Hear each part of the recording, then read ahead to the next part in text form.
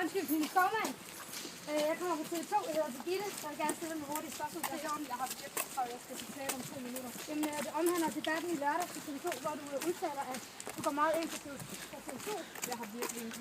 Det er noget af mit privatliv, og du har stykker blande dig i. Jamen, hvordan kan det være, at du lige har købt en ny Audi, som er rigtig TV2? Du får heller ingen kommentar til, hvorfor du kører din børn i skole, når de bor 500 meter fra skolen. Jeg ved ikke, hvor du vil hen med det her. Jeg har virkelig travlt. Jamen, jeg vil derhen, hvor...